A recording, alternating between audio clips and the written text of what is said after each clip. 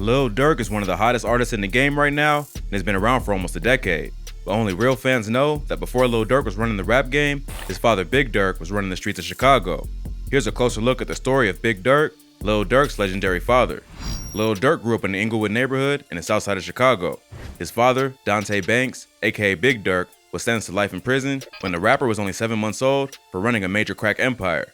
Eventually, Big Durk would get a second chance at life and be released in time to reunite with his superstar son, but not before spending more than 25 years in a federal prison. Big Durk also grew up in the Inglewood neighborhood of Chicago.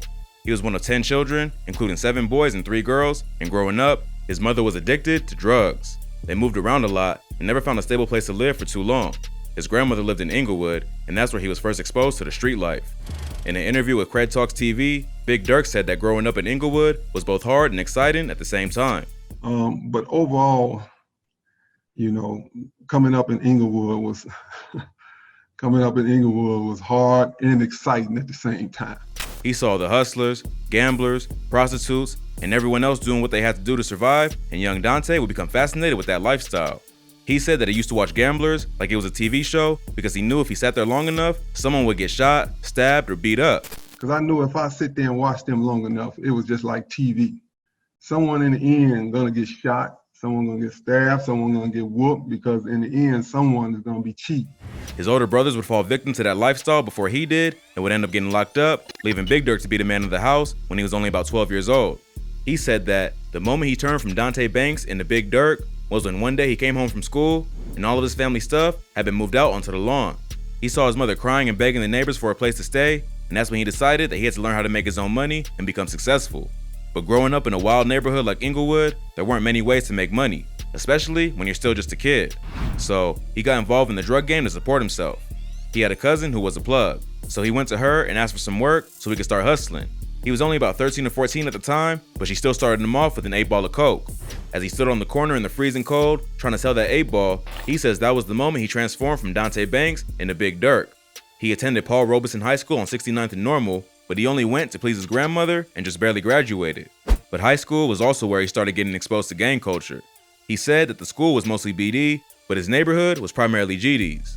Plus, there were some Black P Stones and Vice Lords on the outskirts. He ended up joining the GDs because they were the people he hung around the most. He was already in the streets hustling and had built a crew that was respected in the neighborhood. But after linking up with the GDs, Big Durk was able to bring his operation to a whole new level. He had so much influence in his neighborhood that he was selected to be the main shot caller for the area. This meant that he got to meet with the founder of the gang, Larry Hoover. The Gangsta Disciples were founded in the south side of Chicago in 1965 by Larry Hoover and David Barksdale.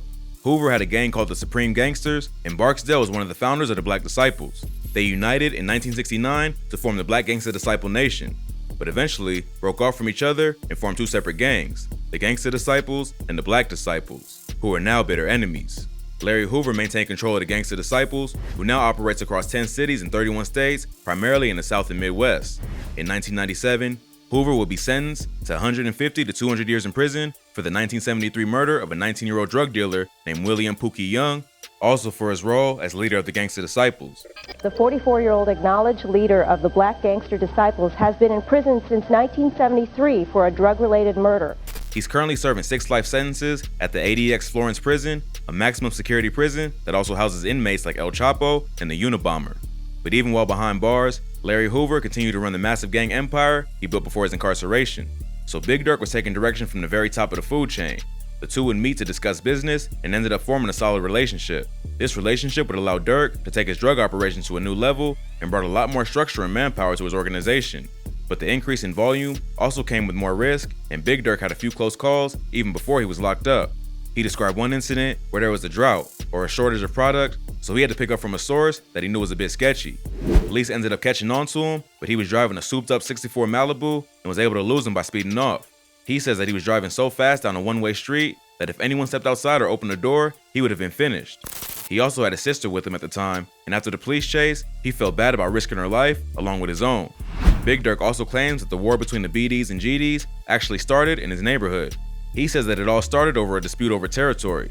He grew up with one of the leaders of the BDs, Jerome Shorty Freeman, so they had been cool with each other, even though they were part of different gangs. But eventually, it came time to divide up the neighborhood because of their affiliations, and the Freemans felt they were entitled to more territory than Big Durk and the GDs. They wouldn't negotiate when Big Durk and his people pushed back, and this is what sparked the deadly war that continues to this day. But despite all the violence and close calls with the police, Big Durk says that he never thought the money would ever stop because he was running an airtight operation. He said that he was on the streets 24/7, but the cops were only out there 8 hours a day. So there was no way they would ever catch up to him because he was always a step ahead. He thought that maybe he'd eventually retire from the game, but never thought he'd actually get caught. Despite his careful planning and hustler mentality, the police would eventually catch up with him. Big Durk would be arrested for distribution of cocaine and sentenced to life in prison in 1994. He was accused of being the primary organizer of a crack cocaine empire that lasted from the fall of 1991 to May of 93. Durk would even go as far as sourcing the cocaine and then cooking it into crack himself, which he would then bag for individual sale. He had a huge network of dealers who would help him push the product on the streets and even count the money for him. His top men, Robert Shipp, Mario Dunlop, and Alton Mills, would be arrested along with him and also receive life sentences for their participation in the drug trafficking ring.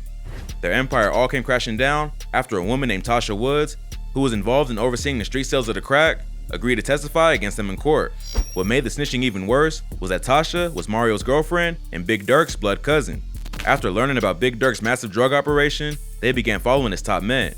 This eventually led them to get into a high-speed chase with Alton Mills, who allegedly threw half a kilo of coke out the window of his car. In addition to that, the police were able to intercept a phone call made by Big Durk on the day Mills was arrested, where he repeatedly asked if he had the candy.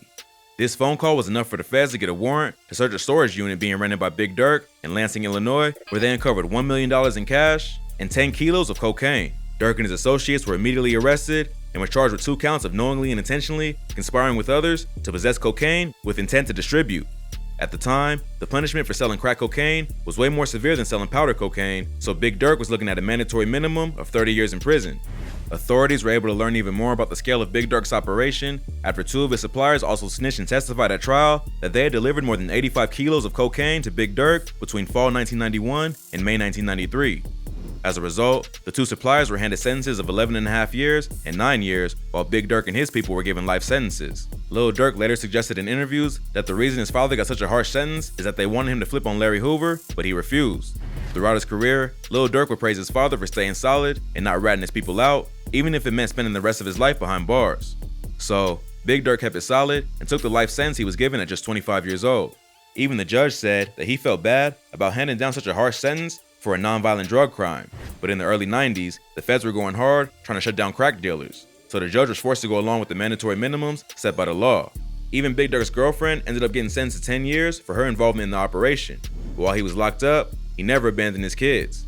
Lil Durk has said in interviews that growing up, he wanted to be just like his father, and that he used to talk to him on the phone every day. Big Durk used to encourage his kids to stay out of the streets and avoid the mistakes that cost him his own freedom. That's part of the reason that Durk went so hard with his music career and tried his best to avoid the path that his father went down. Growing up in a wild city like Chicago, sometimes you get sucked into the street life even if you don't want to. But Durk could always rely on his father for advice when he was caught up in a situation. While in prison, Big Durk eventually converted to Islam and did his best to distance himself from gang culture and the activities that put him in prison in the first place. All his good behavior would eventually pay off, and in 2019, he would be released from prison on an appeal after nearly spending 25 years behind bars. On February 12, 2019, Lil Durk tweeted, "Big Durk home," letting the world know that his father was finally free from jail. He and his sons would reunite for the first time outside the confines of a federal penitentiary and could finally enjoy all the success that had come from his son's music career. Since his release, Big Durk has stayed away from the spotlight and has instead dedicated his time to mentoring the youth as a life coach with Chicago CRED, a nonprofit aimed at reducing gun violence in the city through outreach, counseling, and mentorship. So Big Durk is taking a second chance at life he's been given and using it to do something positive. Even though he couldn't be there for his son physically because of his prison sentence, he still helped Lil Durk make it out of the streets of Chicago and become a rap star by teaching him the lessons he learned at the top of the drug game and how to avoid the fate that took his freedom. It seems to have worked because Lil Durk is now one of the hottest rappers in the game, who was recently credited with having more entries on the Billboard Hot 100 for this year than any other artist in music.